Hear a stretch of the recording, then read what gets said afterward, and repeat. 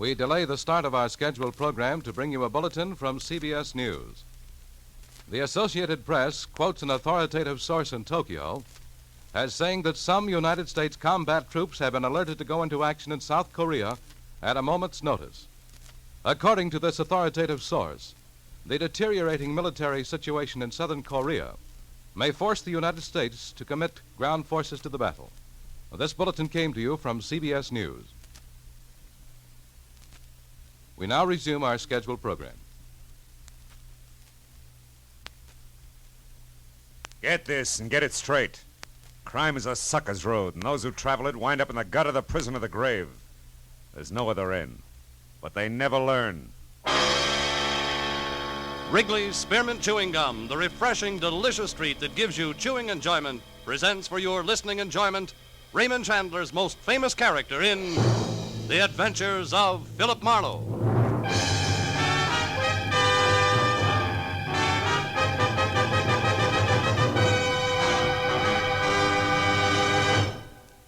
To make every day more enjoyable, treat yourself often to refreshing, delicious Wrigley's Spearmint Chewing Gum. Here's a taste treat you can enjoy indoors, outdoors, at work, or at play. The cool, long-lasting mint flavor refreshes you. The smooth, steady chewing helps keep you fresh and alert. Adds enjoyment to whatever you're doing. Wrigley's Spearmint Chewing Gum. Healthful, refreshing, delicious.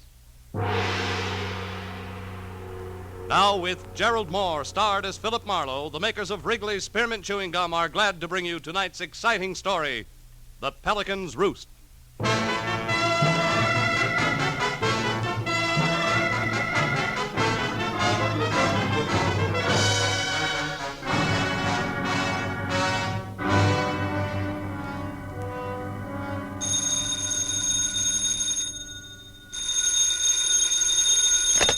Hello, Marlowe speaking. Phil, thank heaven you're home tonight.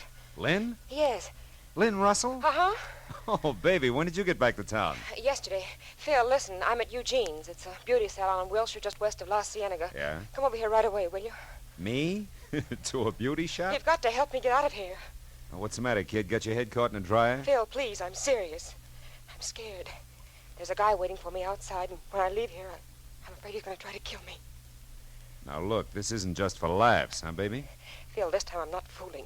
This man's crazy. His name's Ward Erling. I had a few dates with him once. He was in an accident 3 months ago, just before I left on my cruise. He's supposed to be in the hospital right now, but he isn't. He's here, just waiting for me to leave. Yeah, but Lynn, Look, I'm not asking a favor, Phil. I'm hiring you.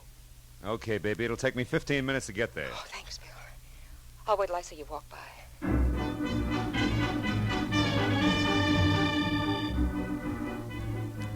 I drove out to Wilshire Boulevard and kept telling myself that I could trust Lynn Russell.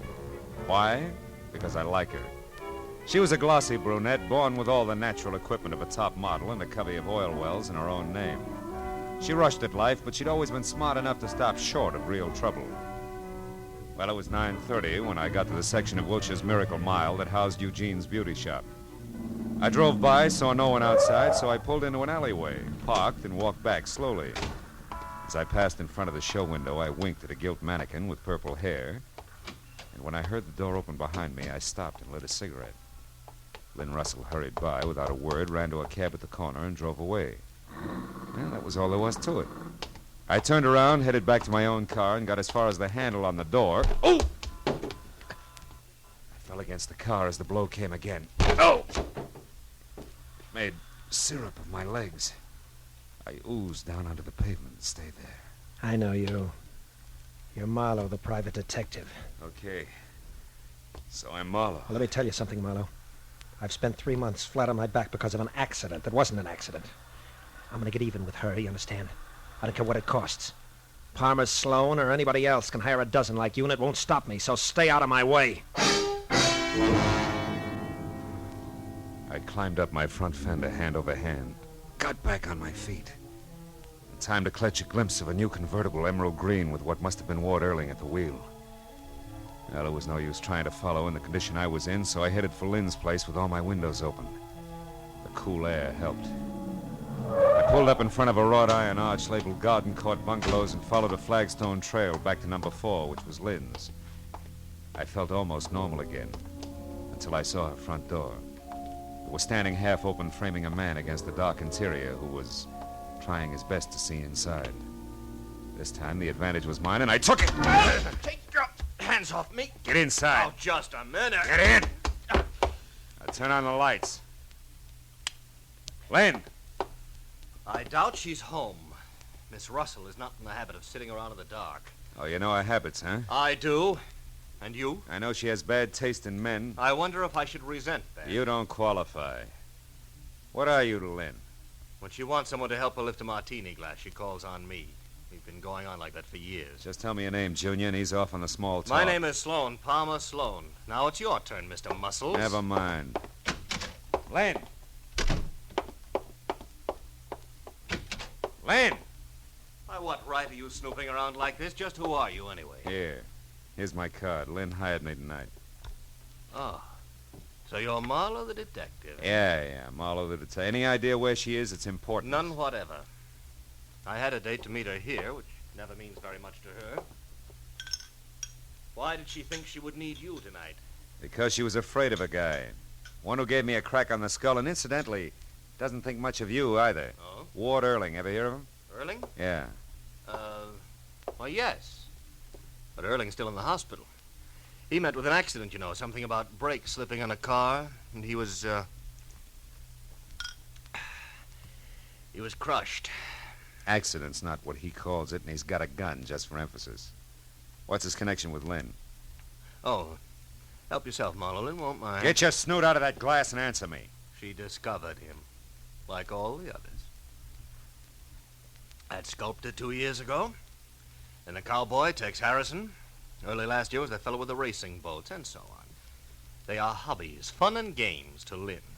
She's got too much energy, far too much. What's the difference with Ward Erling? Well, he fell in love with her. Oh. It was charming. And then he wouldn't be brushed off, told off, or bought off. She tried them all. So? She left. Ran out, took a cruise. He wanted to marry her, simply wouldn't take no for an answer. Imagine that. Those two belong together like scotch and kerosene.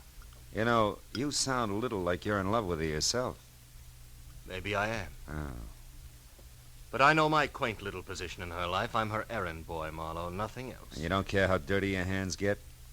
What do you mean? Skip it. Now look, errand boy, her life's in danger. Right now, I've got to find Ward Erling in a hurry. Any good ideas?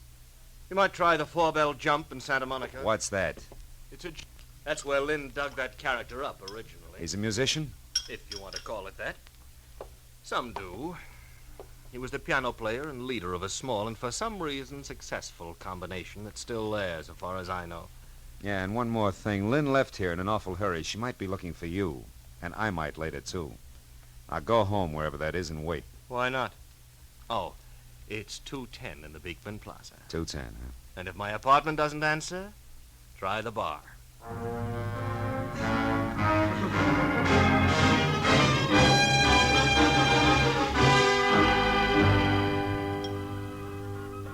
When I pulled onto the parking lot at the 4-bell jump, the first thing I saw was the nose of the emerald green car Erling had been driving, peeking out from the side of a building. I checked it and found out it was registered to one William Freeman. Well, that meant nothing, so my next stop had to be inside. The club was a low-ceiling mixture of dusty fishnets, the smell of bad bar whiskey, and noise.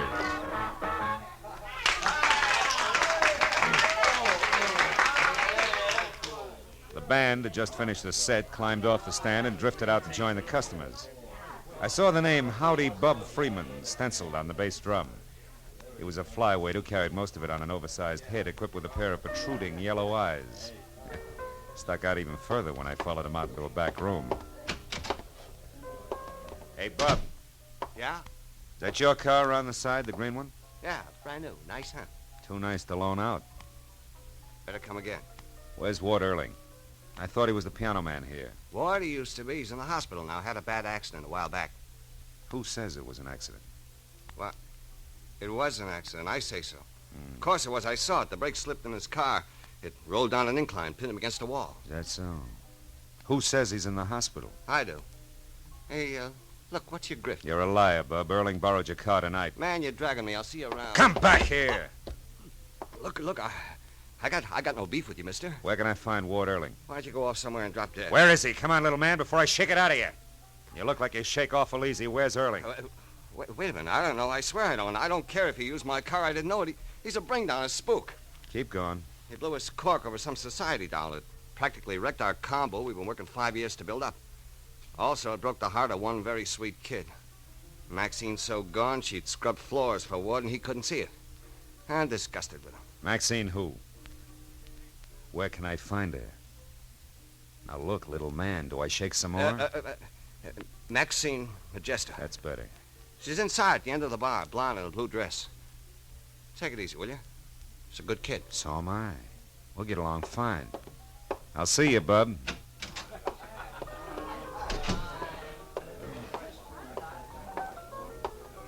What'll it be for you, mister? Scotch.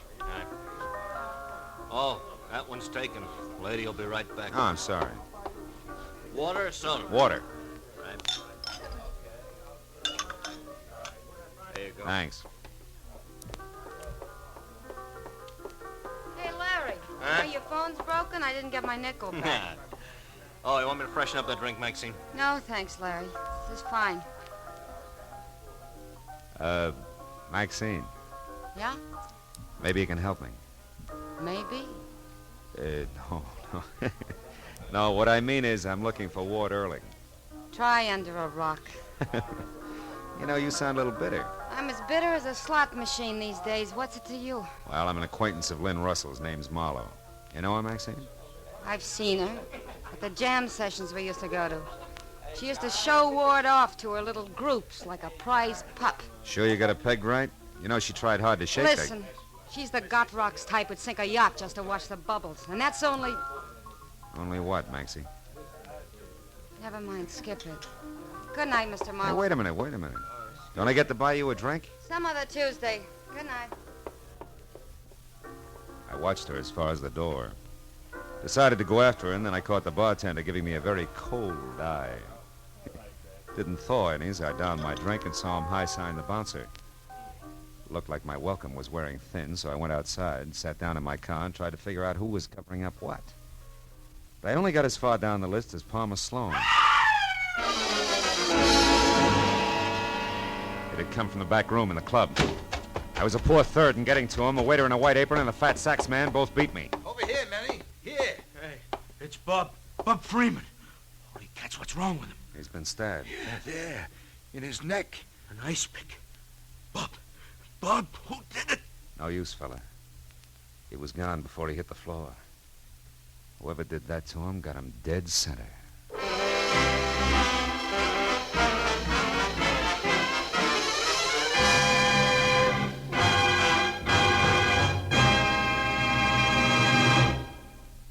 To make every day more enjoyable, treat yourself often to refreshing, delicious Wrigley's Spearmint Chewing Gum. The lively, full-bodied, real mint flavor cools your mouth, moistens your throat, freshens your taste. And the chewing itself gives you a little lift, helps you keep going at your best. So for real chewing enjoyment that's refreshing and long-lasting, always keep Wrigley's Spearmint Chewing Gum handy. Healthful, delicious Wrigley's Spearmint Gum will make every day more enjoyable. Now with our star, Gerald Moore, the second act of Philip Marlowe and tonight's exciting story, The Pelicans' Roost.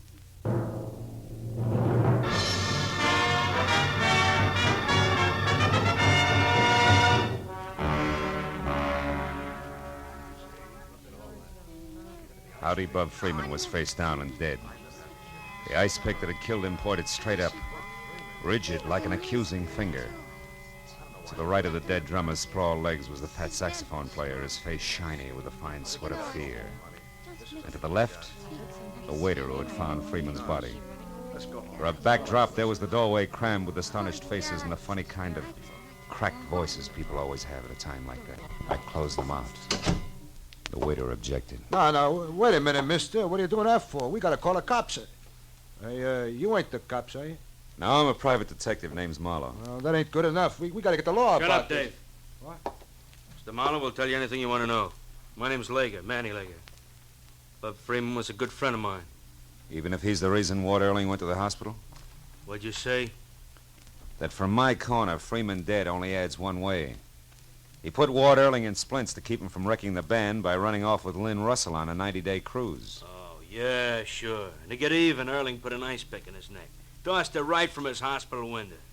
You don't keep up with the news, do you, Lager? Earling left the hospital this afternoon, probably by way of the fire escape. Ward is out? Out. And so that the accident was the kind that's planned well in advance. I know because we've already had a chat. Then you mean that Earling did this to get square? He killed Freeman? It could be. But there's another angle. Yeah, an angle named Palmer Sloan. That society louse that didn't want his girlfriend mixed up with anything as degrading as a musician. That's it, ain't it? Maybe. Earling was after Palmer Sloan or Lynn Russell. He never mentioned Freeman. Yeah, but where's the tie? Howdy Bub didn't fall on that ice pick. How does it figure? Playing his sheet music was Bub and Palmer Sloan working together. Palmer knew that Earling was on the loose. He was afraid Bub would spill, so he quieted him with that.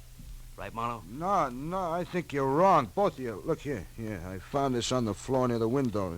This wouldn't belong to a man, Mr. Marlowe, not even to Palmer Sloan. Let me see that. A mascara case. Yeah. Could be the very personal property of Lynn Russell. Yeah, her and a couple of million other dolls. You can't hang her on that. Every gal carries mascara. Hold it, will you, Lager? There's a trade name on this case. Eugene, Wilshire Boulevard, Beverly Hills. So what's that prove? May prove you wrong, Lager. I'll see you, boys.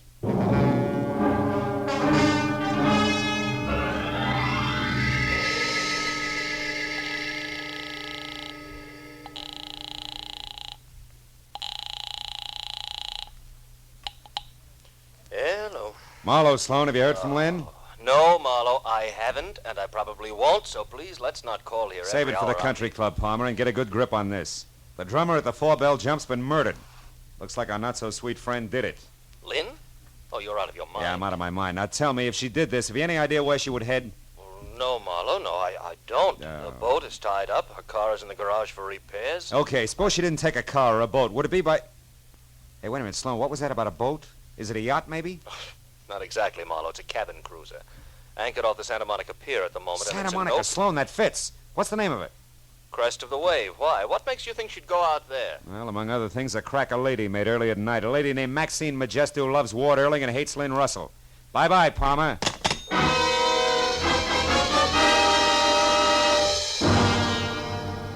I made it to the fog-veiled Santa Monica Pier in less than 10 minutes.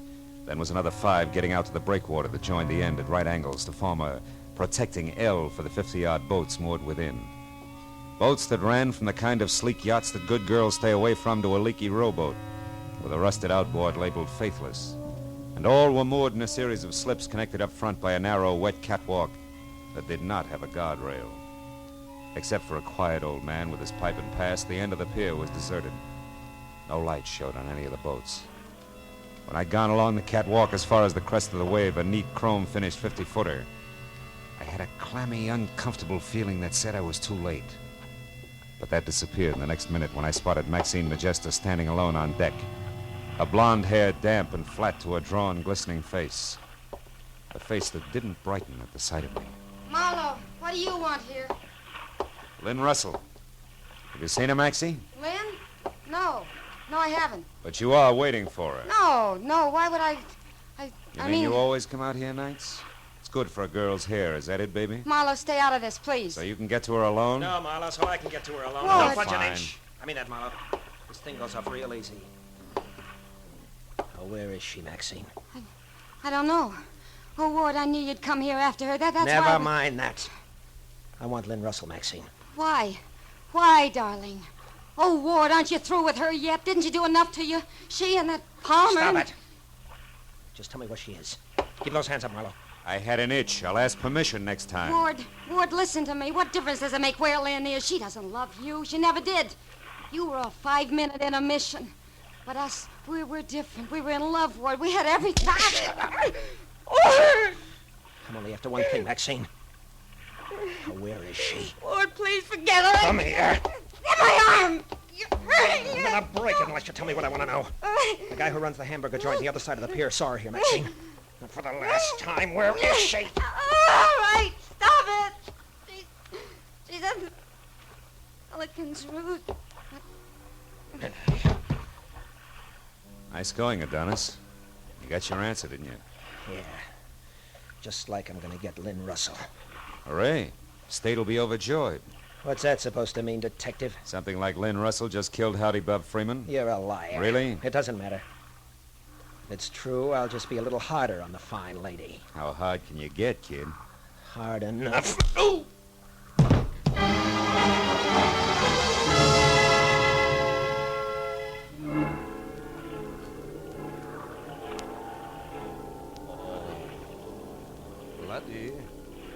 Laddie, come now. Here we go. Up to the sitting position. Too much blood to the head is bad now. Come, laddie, up we go. There we are. I'll be fine in a minute. Oh, there's quite the blow there. Yeah. Hey, take that light out of my eyes, will you? Oh, who are you? Oh, yeah. I noticed you out on the pier earlier. The name is Spoon, Elvin Spoon, but they call me Scotty. That figures. Oh. Scotty, tell me, where's the Pelicans' roost? Was it a nightclub or what? A nightclub? Oh, no. It's far from that. How far? What is it? The Pelicans' roost is the old fishing pier. In Santa Monica? Eh? A collection of rotting wood at the foot of 2nd Street? Aye, but what business could a man have there, laddie? The dirtiest. Thanks for your help, Scotty. Wait a minute. What be it? Something you dropped? Yeah. Something I dropped while being dropped. A mascara case I never really looked at before. Laddie, you seem so puzzled. Not puzzled, Scotty, just dumb. Lottie here has been jumping to the wrong conclusions, and all because he didn't take a good look at this and... And what? And the color of a girl's hair. So long, Scotty. Thanks again for your help. May get me to the Pelicans' roost on time.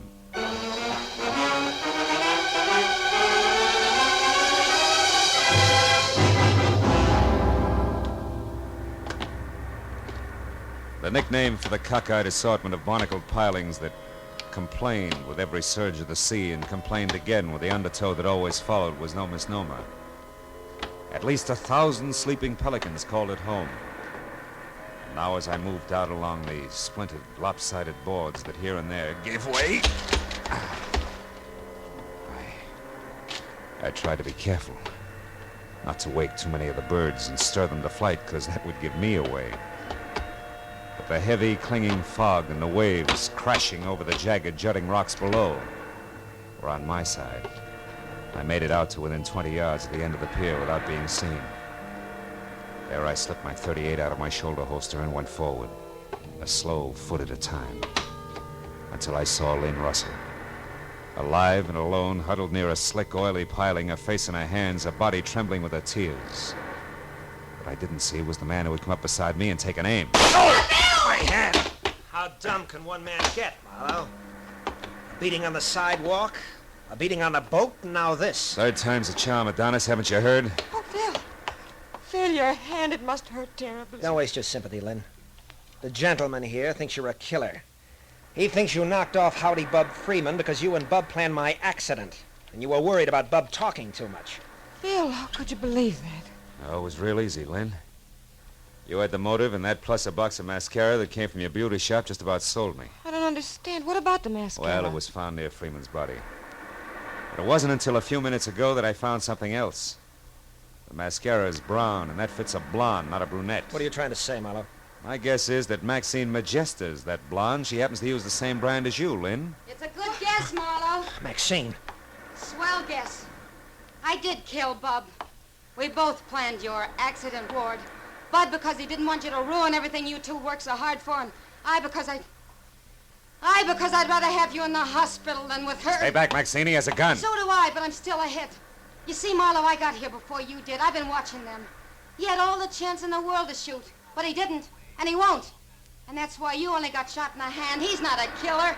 He only has a killer's temper. And he's just learned that revenge is hollow unless you are a killer. Don't, Maxine. Shut up, both of you. You killed Bub. Yes, I did. He was afraid you'd find out everything. He thought his only chance was to tell you what we did and put the blame heavy on me. You scum. You put me in the hospital, nearly killed me just to keep me for yourself. Yeah, it's called love. Stupid, wasn't I, Ward? Selfish. And I lost. I can't have you. Nobody...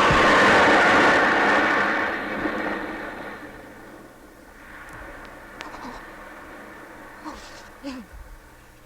She hit those rocks. We've got to get her. Not a chance. Wouldn't do any good if we did. Give me that gun, Erling. Marlowe, Never mind the speech. Go on back to the hospital. Get out of here. Yes. All right, Marlowe.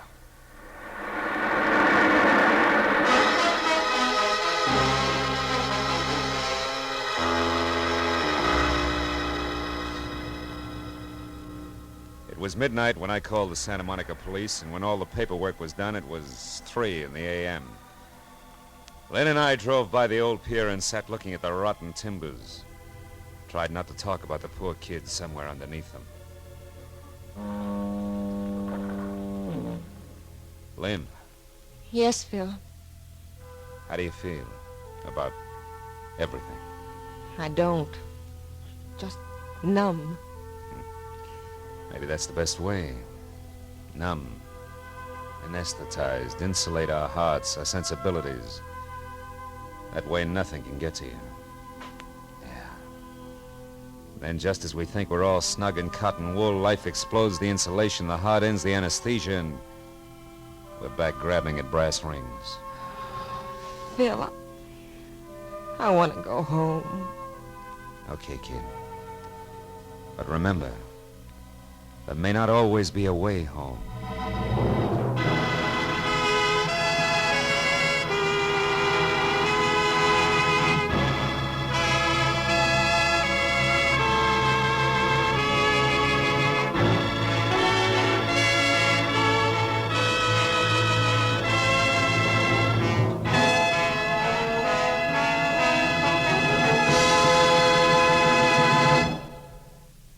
Remember, friends, to make every day more enjoyable, treat yourself often to refreshing, delicious Wrigley's Spearmint Chewing Gum. There's lots of cooling, real mint flavor in every stick. And chewing Wrigley's Spearmint helps keep you feeling fresh and alert. You feel better, work better, get more fun out of doing things. So indoors, outdoors, wherever you go, keep some healthful, refreshing Wrigley's Spearmint Chewing Gum handy. To make every day more enjoyable, treat yourself often to delicious Wrigley's Spearmint Chewing Gum.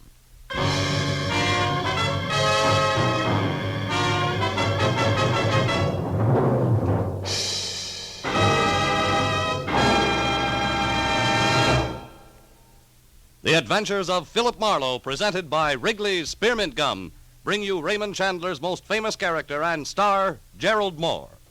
Philip Marlowe is produced and directed by Norman MacDonald and written for radio by Robert Mitchell and Gene Levitt. Featured in the cast were Lillian Buyeff, Larry Dobkin, Georgia Ellis, John Daner, David Ellis, Paul Dubov, and Jack Crucian.